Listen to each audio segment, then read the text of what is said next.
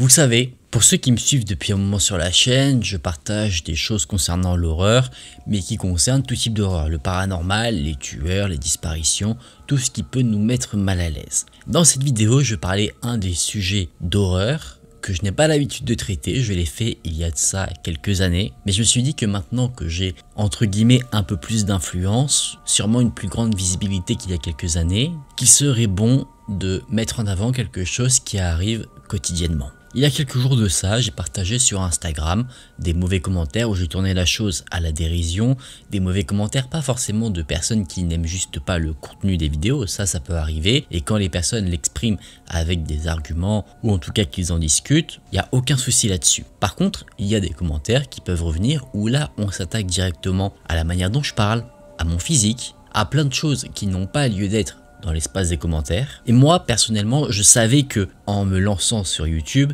j'étais amené à faire face à ce genre de commentaires malheureusement. Ça fait partie du deal, j'ai signé pour ça, mais il y a des personnes qui n'ont absolument rien demandé et qui se retrouvent face à ce genre de commentaires quotidiennement. Donc, dans cette vidéo, j'ai décidé de mettre en avant ce genre de situation où peut-être vous-même, vous allez vous reconnaître, ce sont toutes des situations de harcèlement. Dans cette vidéo, je vais vous présenter 5 histoires. 5 histoires qui m'ont été partagées par des abonnés, des histoires qui sont dramatiques, des histoires qui n'auraient jamais dû arriver. Je suis sincèrement désolé, et je dis ça pas qu'aux personnes qui m'ont envoyé ces histoires, mais à tous ceux qui vivent ce genre de situation, que ça vous soit arrivé. J'espère que cette vidéo pourra sensibiliser un maximum de personnes pour que ce genre de situation n'arrive plus. Toutes les histoires qui m'ont été partagées sont des histoires d'abonnés qui ont fait preuve d'un énorme courage déjà de traverser toutes les situations qu'ils ont subies et en plus de ça d'un énorme courage en témoignant à cœur ouvert de ce qu'ils avaient vécu. Par souci d'anonymat, je vais attribuer des noms à ces abonnés pour ne pas qu'ils soient reconnus.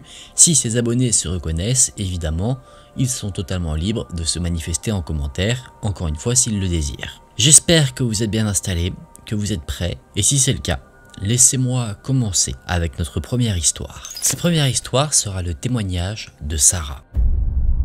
Sarah nous raconte que nous sommes le mercredi 14 octobre 2015. Une date qui a marqué l'esprit de Sarah car à cette date précisément, elle fêtait son 14e anniversaire. À l'heure de 12h30, elle est rentrée chez elle après l'école tranquillement. Elle avait à peine 5 minutes de marche, donc elle est descendue du bus, ses écouteurs dans les oreilles et elle a commencé son chemin pour rentrer à la maison. Alors qu'elle a tourné à une intersection, elle a senti comme un malaise. Un malaise car elle sentait qu'il y avait quelqu'un derrière elle. Elle a donc retiré ses écouteurs pour prêter un peu plus attention à ce qu'il y avait autour d'elle. Et elle a eu raison, car il n'y avait pas une personne qui la suivait, mais une voiture. Une voiture qui s'est arrêtée juste à côté de Sarah. Au volant, il y avait un homme entre 20 et 30 ans qui a baissé sa vitre et a entamé une discussion avec la jeune fille. Il lui a demandé si elle savait où se situait un certain village. Sarah a répondu qu'elle n'en savait rien et c'est là que l'homme va commencer à poser des questions assez intrusives. Il va demander si Sarah est seule, si ses parents sont à la maison, si elle habite loin. Et Sarah, elle, en entendant toutes ces questions, elle est complètement déboussolée. Elle avait passé une super matinée avec ses copines, c'était le jour de son anniversaire, donc là, elle est passée d'un sentiment où elle était plutôt heureuse de sa journée pour le moment, à un sentiment d'incompréhension. Elle était jeune, donc elle ne savait pas forcément comment réagir. Elle a donc répondu un peu naturellement à toutes les questions que l'homme lui avait posées. Elle répondait en disant que ses parents étaient à la maison, qu'ils attendaient Sarah pour manger et que si elle ne se dépêchait pas, ils allaient aller la chercher sur le trajet. Toutes ces réponses étaient fausses. Sarah a menti à l'homme et elle a bien fait. Et elle a remarqué que le regard de l'homme était très insistant.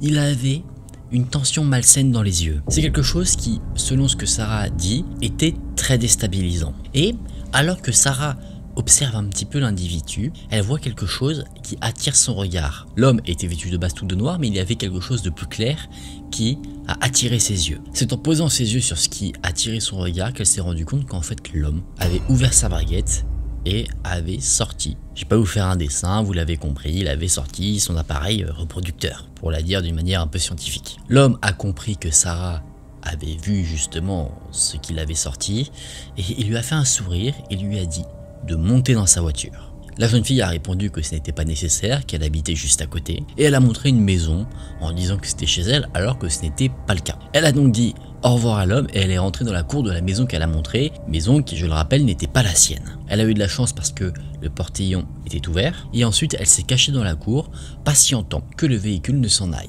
Finalement, au bout de quelques minutes, la voiture est partie, Sarah est sortie de la cour où elle s'était infiltrée et elle est ensuite rentrée en courant jusqu'à son propre domicile. Une fois à la maison, sachant qu'elle était toute seule, elle a pleuré en regardant par la fenêtre, pensant que l'homme peut-être n'était pas parti mais qu'il avait juste fait un petit tour pour la retrouver. Sarah a appelé une amie pour se rassurer, l'amie est venue, plus tard le père aussi est venu et Sarah a tout raconté. Ensemble, ils sont allés porter plainte à la police et Sarah est très contente que les choses se soient passées entre guillemets ainsi. Évidemment, elle aurait préféré que rien de tout cela n'arrive parce que juste avant que l'homme ne l'interpelle, elle allait prendre un chemin assez isolé où il n'y a pas de fenêtre de maison qui donne dessus. Donc si elle avait pris ce chemin et que l'homme l'avait remarqué, il aurait pu sortir de son véhicule, bloquer Sarah, l'agresser, mais finalement ce n'est pas arrivé et heureusement. Le premier témoignage de Sarah s'arrête ici et elle ajoute pour conclure que depuis ces événements, elle fait toujours très attention à qui peut se trouver derrière elle. C'est une histoire folle où Sarah a dû faire face à la malsénité d'un homme. Elle a très bien réagi, elle est d'ailleurs elle-même très fière de comment elle a réagi. Elle a été très forte de garder son calme pour essayer de maîtriser au mieux la situation. On ne peut que la féliciter pour ça. Là, on a une histoire qui, il me semble, arrive énormément à des femmes, que ce soit se faire klaxonner, que ce soit des personnes qui les interpellent alors qu'ils sont au volant. Une situation qui, je présume, ne fait que les rendre beaucoup plus paranoïaques. Et à juste titre quand on voit comment ce type de situation peut tourner. La deuxième histoire que je vais vous raconter sera celle d'une personne que nous allons appeler Julie. Cette histoire se passe alors que Julie était étudiante. Elle réalisait des études d'ingénieur dans une grande ville alors qu'elle était âgée de 23 ans. Elle faisait une alternance, donc elle était un moment en cours et un moment en entreprise. Un moment dans l'entreprise dans laquelle elle travaillait, un jeune stagiaire de 17 ans qui était là pour un stage de découverte a été embauché. Le tuteur de Julie était en vacances, donc pendant toute la semaine où ce fameux stagiaire était présent, elle était seule à chaque fois dans son bureau. Lui devait réaliser un travail au même étage que celui où était le bureau de Julie, mais qui se trouvait à l'autre bout du couloir. Il ne travaillait pas dans le même bureau. Le premier jour, on a présenté le stagiaire à Julie, chose classique, mais dans le cadre de son travail, ni le stagiaire ni Julie ne devaient avoir de contact entre eux. À un moment donné, le jeune stagiaire s'est présenté au bureau de Julie. Il lui a parlé en disant qu'il souhaitait en savoir plus sur elle, notamment sur le travail qu'elle réalisait au sein de l'entreprise, mais également sur les études qu'elle réalisait. Julie nous explique qu'elle est quelqu'un de plutôt sociable et de passionné par ce qu'elle fait, donc c'est avec un grand plaisir qu'elle explique justement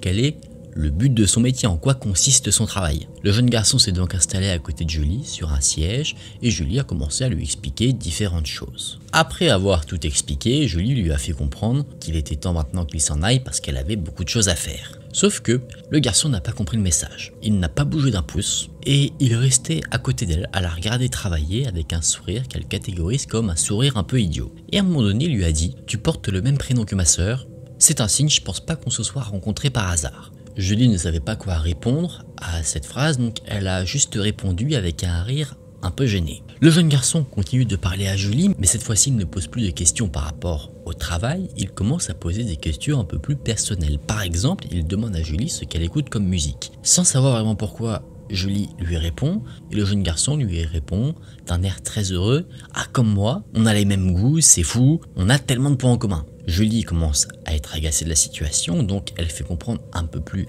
nettement qu'elle souhaite être seule pour travailler. Le jeune garçon cette fois-ci comprend le message et donc il s'en va. Mais le lendemain, il se représente au bureau de Julie. Et encore une fois, c'est un peu la même chose qu'il se passe.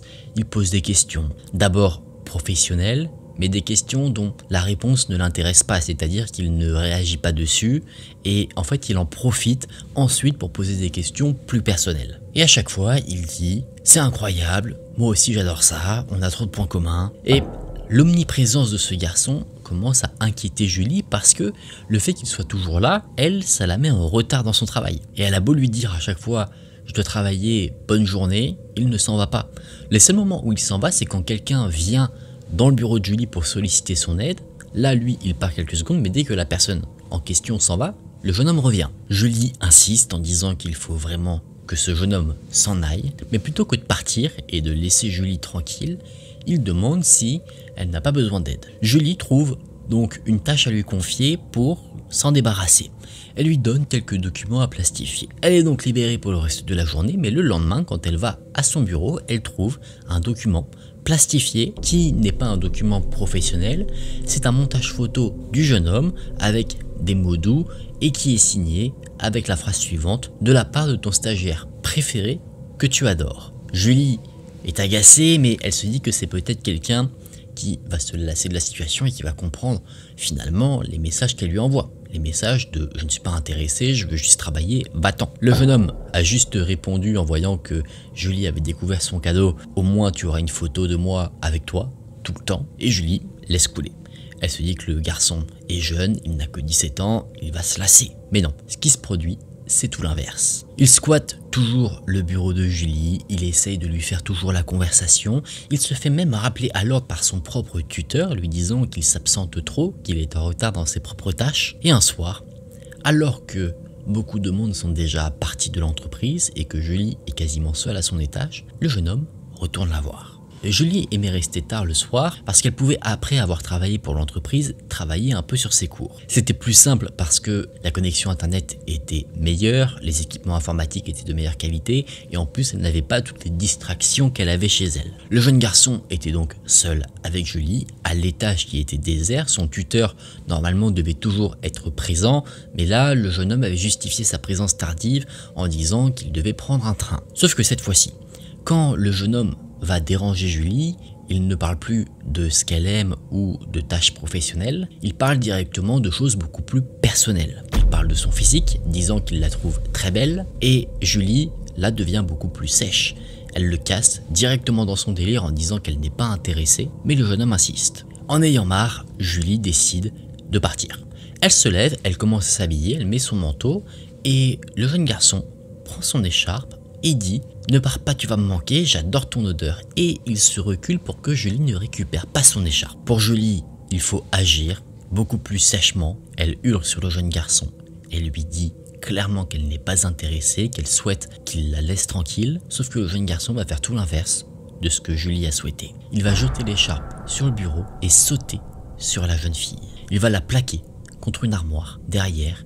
Il va bloquer ses mains et planter son nez dans le cou de Julie. Et il va murmurer « J'adore ton odeur ». Julie hurle, elle ordonne au jeune garçon de la lâcher, mais il n'en fait rien. Julie a beau hurler, elle est totalement seule avec cet homme à l'étage où elle travaille. Il y a peut-être d'autres personnes dans le bâtiment, mais impossible que ces personnes entendent ses cris. Et c'est grâce à une montée d'adrénaline que Julie s'en sort. Elle lui met un énorme coup dans l'entrejambe. La réaction du jeune homme est immédiate, il lâche Julie et il se tord de douleur. Julie reprend ses esprits et elle remet le jeune garçon à sa place. Elle lui dit que ce qu'il fait n'est pas quelque chose à faire, que c'est totalement irrespectueux. Et le jeune garçon sort du bureau. Julie comprend qu'elle est passée à côté du pire. Elle essaye de reprendre ses esprits. Son cœur palpite, elle a les jambes qui tremblent, elle prend son téléphone et elle appelle ses parents et elle prend la route pour rentrer chez elle en s'assurant continuellement que le jeune garçon ne la suit pas, sachant que son appartement n'est pas très loin de l'entreprise. C'est en arrivant chez elle que là, tout ressort, la pression diminue, donc elle pleure toutes les larmes de son corps. Ça pourrait finir ici, mais ce n'est pas le cas. Le lendemain, Julie est de retour au bureau, mais elle se sent coupable. Coupable parce qu'elle se dit qu'elle a trop laissé faire les choses et que ce qui est arrivé n'est qu'une conséquence de ses propres actions. Qu'elle est en quelque sorte responsable du comportement du jeune homme vis-à-vis d'elle. Elle se dit qu'elle l'a laissé envahir son espace, que peut-être elle a fait passer de mauvais messages en riant quand elle était gênée à ce que pouvait dire le jeune homme. Peut-être qu'elle a eu des comportements qui ont fait croire au jeune garçon qu'il lui plaisait. Elle considère donc que ce qui s'est passé, c'est sa faute et que donc elle ne peut pas en parler. Elle a recroisé le jeune homme au niveau de la photocopieuse et là elle a gardé les yeux vers le sol, honteuse de ce qui s'était passé. La journée a continué et le soir le jeune homme est revenu à la charge. Cette fois-ci, Julie était un peu plus confiante parce que à l'étage, il y avait d'autres personnes, à l'inverse de la veille où elle était totalement seule. Il y avait une autre collègue, donc elle se sentait un peu plus en sécurité. Le jeune homme est donc entré dans le bureau de Julie et il lui a dit qu'elle ne devrait pas prendre mal ce qui s'est passé la veille, l'incident comme il l'appelait, et il ajoute qu'il apprécie vraiment énormément Julie. Julie, elle ne veut pas parler, donc elle range ses affaires, elle veut fuir cette conversation très gênante. Et c'est au moment où elle va prendre son écharpe que là, le jeune homme se précipite sur celle-ci, comme la veille, en disant « ça je le garde, comme ça j'aurai ton odeur ». Et en disant ça, il a un sourire de sadique. Julie s'énerve, elle ne veut pas que ce qui s'est passé la veille ne se reproduise, donc elle ordonne au jeune garçon de lui rendre son écharpe. Le jeune garçon lui répond « tiens, prends la mienne, comme ça tu auras mon odeur avec toi, comme si j'étais toujours là à tes côtés ». Et en disant cela, il lance son écharpe, sa propre écharpe à lui, dans la tête de Julie. Julie lui renvoie aussi sec l'écharpe qu'elle avait reçue et elle ordonne encore une fois au jeune garçon de lui rendre ce qui lui appartient. Et en rigolant, lui s'en va du bureau et commence à courir avec l'écharpe dans le couloir de l'étage où travaillait Julie. Julie reprend l'écharpe de l'homme et elle poursuit le jeune garçon en disant « reprends ton écharpe et rends-moi la mienne ». L'énervement de Julie ne fait qu'augmenter, elle commence à insulter le jeune garçon, elle lui ordonne encore de rendre son écharpe et elle dit que finalement, si elle ne retrouve pas sa propriété, son écharpe, elle jettera celle du jeune garçon à la poubelle. Et là, le jeune garçon s'est arrêté. Il s'est retourné en regardant Julie. Son visage avait complètement changé. Avant, il regardait Julie avec des yeux un peu amoureux, mais là, il avait un regard clairement de tueur. Il a lâché l'écharpe de Julie, s'est approché d'elle rapidement. Il l'a empoignée par le col. Il a levé son autre main, fermant son poing, et a dit « si tu fais ça, je te tue ». Là, alerté par tout le raffut causé par le jeune homme, la collègue de Julie qui se trouvait à l'étage voit la scène. C'est une femme âgée d'une cinquantaine d'années, connue pour avoir un caractère bien trempé, et elle a rembarré le jeune garçon vite fait bien fait. Elle l'a remis à sa place comme il fallait. Le jeune garçon a lâché Julie, et il est reparti la queue entre les jambes.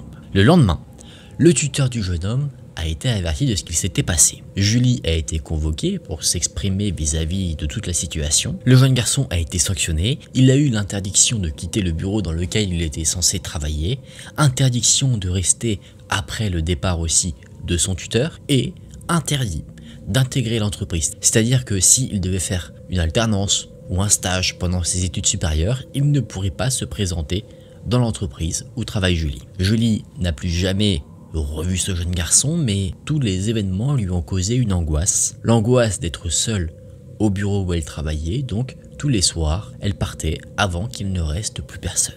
C'est là que le témoignage de Julie se termine. On ne peut être que heureux que finalement toute cette histoire termine bien.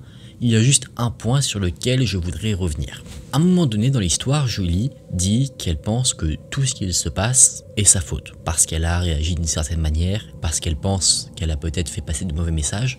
Non. Dans ce genre de situations, les situations de harcèlement, que ce soit au travail ou ailleurs, la victime de la situation n'est jamais responsable de ce qui lui arrive. Les seules personnes responsables sont les bourreaux. Donc, dans le cas de Julie, la personne qui est à blâmer n'est nullement Julie. Ce n'est pas parce qu'elle a rigolé à une blague que automatiquement ça veut dire qu'elle veut être en couple avec la personne qui l'a fait rire. Ici, la seule personne à blâmer, c'est le jeune homme qui a eu un comportement inacceptable et inexcusable. J'espère que Julie a pu s'épanouir dans ce qu'elle aimait faire et qu'elle a pu surmonter les traumas que toute cette histoire lui ont causé. Dans cette troisième histoire, je vais vous conter le témoignage de Anna. Anna nous raconte qu'elle avait au moment des faits la vingtaine d'années et qu'elle sortait d'une relation de 3 ans avec un homme qui n'avait jamais cessé de la rabaisser en disant qu'elle était trop laide, trop bête, en surpoids et que si jamais elle osait le quitter, jamais elle ne pourrait retrouver quelqu'un car selon ce qu'il disait, aucun homme ne voudrait d'elle. Donc, étant constamment rabaissée, Anna aimait bien parfois recevoir certains compliments, notamment venant de certains garçons car ça lui permettait de retrouver un peu de confiance en elle. Elle jouait un peu sur la carte de la séduction, c'était toujours assez léger. Tout ça pour dire que si quelqu'un disait à Anna qu'elle était jolie, qu'elle était belle, elle disait merci beaucoup, c'est gentil, plutôt que de ne pas calculer l'individu qui lui avait fait un compliment. Dans la situation, évidemment, où elle était célibataire, quand elle était en couple, elle ne rentrait jamais dans cette fameuse phase de séduction. À chaque fois, elle rentrait dans cette phase-là, mais sans aller plus loin parce qu'elle était encore beaucoup trop touchée par la rupture qu'elle avait eue. Et pendant justement qu'elle se remettait de sa rupture, elle travaillait dans un cinéma. Elle était agent d'accueil, c'est-à-dire qu'elle nettoyait les salles de cinéma, elle contrôlait les tickets, elle faisait un peu tout. Elle faisait cet emploi-là pour pouvoir payer ses études, c'était un job étudiant, dans un cinéma situé près de Marseille, un gros cinéma, donc c'est un cinéma où il y avait énormément d'affluence. C'est pour ça qu'il y avait dans ce cinéma-là, chose qu'il n'y a pas forcément dans tous les cinémas, une équipe de sécurité pour gérer la situation en cas de problème.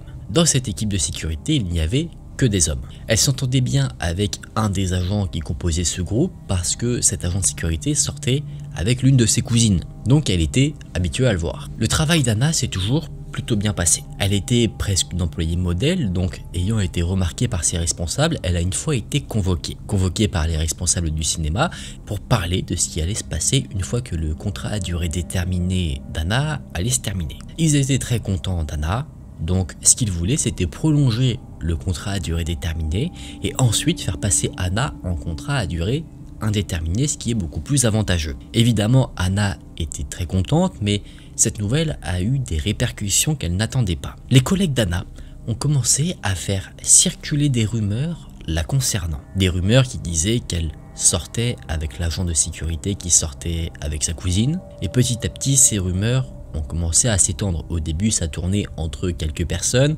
puis ça a tourné entre de plus en plus de personnes, puis jusqu'aux agents de sécurité. Des agents de sécurité avec qui, généralement, Anna s'entendait plutôt bien. Anna a décidé de ne pas prendre en compte toutes ces rumeurs. Elle était là pour faire son travail, pas pour faire du commérage. Les personnes concernées par les rumeurs savaient que c'était totalement faux, donc pour elle, il n'y avait pas plus de problème que ça. Donc, elle a ignoré ce qui se disait à son sujet et elle a continué à faire son travail.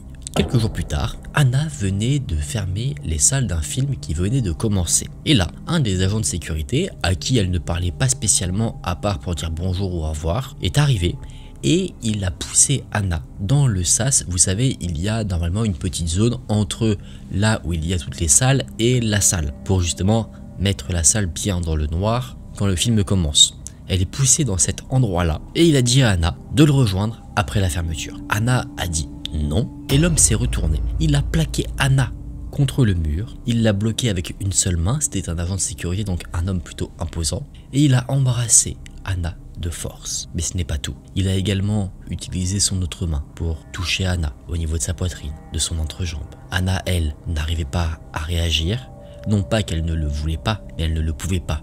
L'homme avait une trop grande emprise physique sur elle. L'homme l'a ensuite relâché. Et avant de sortir, il a dit qu'il fallait qu'Anna aille la voir après son service. Anna est sortie du sas complètement choquée. Des collègues ont remarqué que Anna et l'agent de sécurité étaient sortis presque en même temps. Ils se sont moqués d'elle. Anna a expliqué ce qui venait de se passer. Mais les personnes à qui elle a raconté tout cela ne l'ont pas cru. Elle se sentait terriblement honteuse. Et fort heureusement ce jour-là, elle a réussi à partir sans se faire remarquer par l'agent de sécurité qui l'avait agressée. Heureusement, elle ne l'a plus vraiment recroisé après parce qu'elle avait des horaires assez différentes. Mais il y a eu des moments où elle était amenée à le croiser et là, elle faisait tout pour ne pas croiser son regard. L'avant-dernier jour de la fin du contrat d'Anna, un agent de sécurité est venu lui parler alors qu'elle mangeait. Cet agent de sécurité, un autre que celui qui l'a agressé et un autre que celui qui sortait avec sa cousine, et il a dit qu'Anna lui plaisait. Anna a trouvé l'attention mignonne, mais elle n'était pas réciproque. Sa rupture avec son précédent petit ami était encore trop fraîche dans sa tête, donc elle n'était pas encore prête à se mettre en couple ou à tenter quelque chose avec un autre homme. Anna pensait que l'homme voulait entamer une relation sentimentale, mais quand Anna lui a fait comprendre qu'elle n'était finalement pas intéressée, l'homme s'est énervé en disant qu'Anna avait eu des relations avec tous ses collègues et donc elle n'avait pas le droit de se refuser à lui. Il a commencé à se rapprocher d'Anna, il l'a menacée, mais heureusement, des collègues sont intervenus et ont séparé Anna et ce fameux agent de sécurité. Le lendemain, nous sommes donc le dernier jour du contrat à durée déterminée de Anna. Donc, elle a un nouvel entretien avec son responsable, celui qui était très content de son travail, qui voulait prolonger son contrat et la faire passer en CDI. Mais cette fois-ci, il a un tout autre discours. Il explique que Anna peut faire une croix sur le contrat à durée indéterminée, ce que voulait Anna, parce que le cinéma ne peut plus se permettre de la garder car elle cause trop d'histoires. Anna a tout balancé, d'où venaient les rumeurs, ce qu'il s'est passé avec les agents de sécurité, mais le responsable de cinéma a tranché. Il a décidé que le problème n'était pas les rumeurs qui ont été lancées à tort sur Anna, les comportements des agents de sécurité, mais que le problème, c'était Anna elle-même. Et ça, c'était clairement ce pourquoi les rumeurs avaient été lancées. Faire en sorte que Anna n'obtienne pas le fameux CDI pour que ce soit une des collègues des personnes qui ont lancé les rumeurs qui l'obtiennent. Donc Anna a quitté le cinéma, elle a arrêté d'y travailler, elle a même arrêté de le fréquenter en tant que cliente parce qu'à chaque fois, elle était amenée à revoir les personnes qui lui avaient causé des traumatismes, elle se faisait insulter par ses ex-collègues, elle recevait des propositions indécentes de personnes qu'elle ne connaissait pas, des personnes qui avaient été embauchées après son départ mais qui avaient entendu parler d'elle. Anna n'en a jamais parlé de tout cela à ses parents, elle n'a jamais osé porter plainte également. Elle en a juste une fois parlé à sa meilleure amie, conversation qui l'a complètement découragée de se confier sur ce qu'elle a vécu. Sa meilleure amie lui disant « T'es pas une traînée, mais t'es tout comme ». Tous ces événements se sont passés en 2012, une période où, selon ce que Anna dit, on ne parlait pas forcément de ce type d'événement. Et c'est aux alentours de 2020 qu'elle a pris conscience, donc quand même 8 ans plus tard, que tout ce qui s'était passé n'était pas sa faute. Elle ne sait pas forcément ce que sont devenues telle ou telle personne, elle sait juste que, par exemple, l'individu qui l'a agressé dans le sas du cinéma, l'agent de sécurité, lui, est devenu chef de la sécurité. Elle regrette aujourd'hui de ne pas avoir porté plainte, mais d'un autre côté, elle se dit que au moment des faits, ça aurait été sa parole contre celle de l'agent de sécurité. Donc que c'était un combat perdu d'avance et qu'elle ne voulait pas s'épuiser psychologiquement à mener ce combat. C'est là que le témoignage de Anna se termine. Je pense qu'on ne peut être que tous d'accord pour dire que Anna est une personne extrêmement courageuse d'avoir continué malgré tout à travailler dans cet endroit jusqu'à la fin de son contrat, malgré tout ce qui lui est arrivé, d'avoir eu la force de prendre ces événements et de continuer. Elle avait cet objectif d'avoir un CDI, malheureusement elle ne l'a pas eu, mais d'un autre côté ce que je me dis c'est est-ce que ce n'est pas plutôt heureusement qu'elle ne l'ait pas eu, parce que si elle était restée dans cet environnement, qui sait ce qui aurait pu se produire. Je pense qu'au vu de tout ce qui s'est passé, il était clairement mieux pour Anna qu'elle s'en aille de cet environnement toxique pour justement prendre soin d'elle, ce qui est le plus important, plutôt que de rester avec des collègues qui cherchent à ternir sa réputation, qui cherchent à abuser d'elle. Je pense que finalement ce qu'il s'est passé est la meilleure des choses. Je parle pas de tous les événements, je parle juste de quitter le fameux cinéma. J'espère que tous ceux qui ont causé du tort à Anna subiront les conséquences de leurs actes un jour ou l'autre, d'une manière ou d'une autre. J'espère aussi que Anna va mieux, qu'elle a trouvé sa voie, qu'elle est heureuse, qu'elle a réussi à retrouver quelqu'un qui lui donne l'amour qu'elle mérite. C'est honnêtement tout ce que je lui souhaite. Dans cette nouvelle histoire, je vais vous présenter le témoignage de Elodie.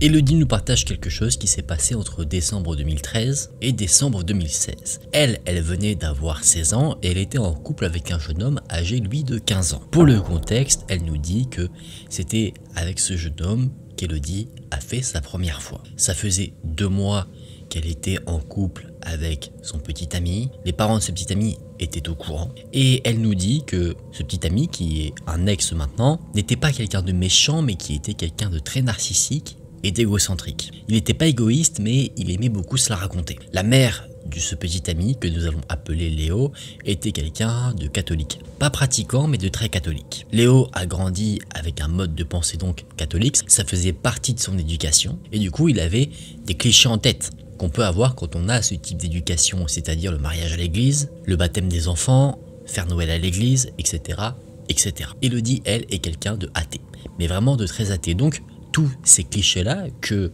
Léo voulait, c'est quelque chose qui n'enchantait pas Elodie. Ça, c'est pour le contexte. Une fois, Léo voulait avoir une nouvelle fois une relation intime avec Elodie. Elle n'en avait pas envie, mais elle a fini au bout d'1 heure, littéralement 1 heure, par céder parce qu'elle était épuisée psychologiquement de le confronter. C'était pendant l'été 2016, et ce genre de situation, ça a duré pendant quasiment 1 an. En septembre 2016, Elodie est partie en Bretagne car elle venait d'avoir son bac et elle est partie pour faire ses études. Elle a fait un petit bilan sanguin avant de partir pour s'assurer que tout allait bien et elle nous explique qu'à cause de sa pilule, elle avait pris 10 kilos en 1 an et demi. Elle avait du cholestérol, chose qu'elle n'avait pas avant, donc pour elle c'était forcément dû à la prise de sa pilule, et sachant que son grand-père est décédé à cause du cholestérol, c'est quelque chose qu'elle ne voulait absolument pas avoir. Donc, vu les conséquences de la prise de ce médicament sur son corps, elle a décidé d'arrêter de le prendre. En plus, son petit ami Léo serait loin d'elle, donc elle ne voyait pas plus l'utilité que ça, sachant qu'il n'allait plus avoir de relation intime. Elle nous explique alors je l'admets, je ne suis pas vraiment connaisseur de ce type de médicaments, mais que sa boîte de pilules était divisée en 3 plaquettes. Quand elle est arrivée en Bretagne, il ne lui restait qu'une pilule à prendre, donc elle s'est dit je la prends, et ensuite elle se dit je la finis, et c'est terminé. Elle en a parlé à Léo, et Léo s'est énervé. Il demande, de manière colérique, et comment on fera quand on se verra? Et le Léo a eu une réponse très égoïste. Parce que Elodie lui a clairement dit que du coup, ils allaient continuer de se protéger, mais qu'elle ne prendrait pas la pilule, il faudrait que ce soit lui qui utilise une protection, c'est-à-dire un préservatif. Et c'était quelque chose qui ne l'enchantait pas vraiment, car pour lui, l'utilisation d'un préservatif faisait qu'il allait avoir beaucoup moins de plaisir. Alors que Elodie a quand même expliqué que le médicament qu'elle prenait avait un impact sur sa santé avec cette histoire de cholestérol, mais c'est pas quelque chose qui semblait déranger plus que ça Léo. Lui, il ne pensait qu'à son plaisir. Finalement, en Bretagne, avec la distance, Elodie a pris du recul et finalement, elle a quitté Léo. Et pendant longtemps, Elodie pensait que ce type de comportement était en quelque sorte quelque chose de normal, que c'est quelque chose qui se passait dans tous les couples, que le chantage affectif et émotionnel que Léo faisait pour avoir des relations intimes était quelque chose de normal, alors que pas du tout. Et c'est en parlant autour d'elle qu'elle s'est rendue compte de l'ampleur de la chose qu'elle vivait. C'est en comprenant justement tout ça qu'elle a commencé à changer sa manière de voir les choses et qu'elle a commencé à ne plus accepter certaines choses qu'elle considérait à l'époque comme normales, car elle était, ce qu'elle dit elle-même, plus naïve. C'est là que son témoignage se termine. Je profite de ce témoignage pour faire un rappel.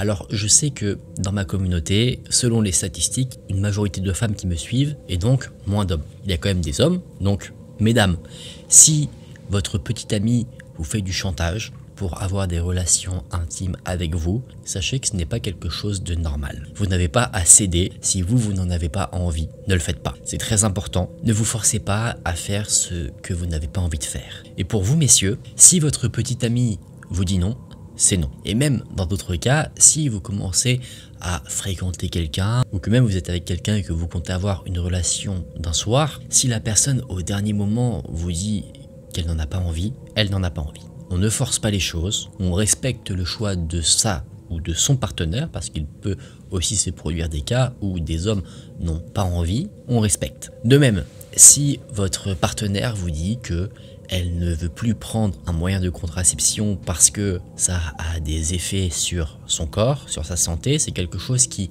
arrive fréquemment avec la pilule. Je sais que ça peut parfois faire prendre du poids ou avoir même d'autres effets secondaires, provoquer des douleurs, ce genre de choses. Si la personne ne veut plus les prendre, c'est à nous messieurs de faire en sorte de se protéger et interdiction de mettre sur la table cette histoire de plaisir, sachant que c'est faux dans la plupart des cas. Et messieurs, ne soyons pas trop arrogants en disant que ça sert trop, que c'est pas à notre taille. Il me semble que pour les préservatifs, il y a 2 tailles, il y a vraiment une taille XXL vraiment pour des cas exceptionnels, mais c'est du latex donc c'est censé être adapté à toutes les tailles. Donc on redescend un petit peu et on arrête de voir ce qu'on a plus gros que ce que c'est. Vous essayerez, vous verrez, ça vous ira comme un gant. Et j'ai tendance à penser que l'amour est plus important que juste avoir une relation intime, donc si votre partenaire vous le demande, vous le faites. C'est pas un sacrifice, il vaut mieux prendre cette précaution plutôt que de voir notre partenaire souffrir de problèmes de santé juste par égoïsme. Nous allons voir maintenant dans cette nouvelle histoire le témoignage de quelqu'un que nous allons appeler Célia. Célia, quand elle m'a partagé son témoignage, était âgée de 22 ans. Elle explique qu'elle a arrêté ses études après son bac, c'est-à-dire qu'après avoir eu son bac, elle n'a pas continué derrière. Et elle nous raconte qu'elle a toujours eu du mal à se sociabiliser, que ce soit avec des camarades de classe ou même avec les professeurs. D'ailleurs, les professeurs ne comprenaient pas pourquoi Célia agissait comme ça et la ridiculisait. Quoi qu'il en soit, elle nous explique qu'elle a toujours eu tendance à se faire victimiser, et ce depuis l'école maternelle. On la tapait, sans raison particulière, alors qu'elle n'avait pas provoqué qui que ce soit. Elle était une enfant plutôt sage, avec un niveau scolaire moyen, c'était pas l'interro de la classe, mais pas la personne avec les plus mauvaises notes. Mais ce qu'elle explique, c'est que soit les enfants autour d'elle ne la calculaient pas, comme si elle était invisible, soit ils la tapaient sans raison. Un jour, ces mêmes élèves l'ont pris, et ils l'ont tapée tous, à tour de rôle, et ils se l'envoyaient, comme si en fait elle était un ballon. Ce sont des événements qui l'ont traumatisée, notamment pendant sa période à l'école primaire, et ça a forgé sa perception des choses à la suite. Quand elle est arrivée au collège, elle avait peur que le même type d'événement ne se produise. Du coup, elle s'est retrouvée à s'isoler à de nombreuses reprises, voulant éviter de revivre ce qui l'avait traumatisée. Sur le papier, ça se passait plutôt bien, on se moquait d'elle sur certaines choses, et elle est arrivée au lycée. Au lycée, là, Célia nous dit que les autres étudiants avaient peur de s'approcher d'elle. Elle ne sait pas pourquoi, mais de ce qu'elle a compris récemment, c'est parce que les personnes la voyaient comme quelqu'un de froide, de désagréable, alors que elle n'avait pas forcément l'impression de l'être. C'est en faisant du théâtre que là, Célia a réussi à avoir un peu plus confiance en elle. Elle a donc, avec cette confiance gagnée, essayé de se rapprocher un peu d'autres camarades de classe, mais à chaque fois sans succès. Elle nous dit qu'elle n'était pas quelqu'un qui aimait se maquiller, qui ne sortait pas forcément, qui n'allait pas en boîte, en tout cas qui n'avait pas les mêmes activités que les personnes de son âge, donc les gens considéraient qu'elle était quelqu'un qu'on ne fréquentait pas. C'est pourquoi, après le bac, ne voulant pas continuer à vivre dans ce type de situation, elle a arrêté ses études, pensant que peut-être à la fac, à l'université, le même genre d'événement allait se reproduire. C'est là que le témoignage de Célia se termine. Là, on a clairement un cas d'harcèlement scolaire. Et ce que montre clairement cette histoire, c'est que, ayant été victime de ce genre de situation à un jeune âge, ça a forgé justement une voie qui a fait que Célia s'est retrouvée malgré elle, beaucoup plus isolée. Si elle n'avait pas subi tout cela quand elle était à l'école primaire, peut-être qu'elle aurait été beaucoup plus sociable, et au collège, elle se serait fait des amis, ça aurait continué au lycée, peut-être que ça aurait changé sa vie parce qu'elle se serait dit qu'elle allait continuer ses études derrière. Donc cette histoire, je la trouvais très intéressante et très pertinente sur le fait que des choses qui peuvent se passer pendant l'enfance peuvent avoir un impact sur notre vie d'adulte. Alors, je ne l'ai pas ce commentaire dans le témoignage de Célia, mais je suppose que les professeurs à l'école primaire n'ont pas réagi, n'ont pas expliqué que ce qu'il se passait vis-à-vis de Célia était mal. Est-ce que les jeunes enfants qui ont fait subir tout cela à Célia se rendaient compte qu'ils faisaient quelque chose de mal? Je ne sais pas. Parfois les enfants n'ont pas cette vision du bien et du mal. Est-ce que c'est une histoire d'éducation? Est-ce que c'est l'histoire d'autre chose? Je ne sais pas. C'est très difficile à dire.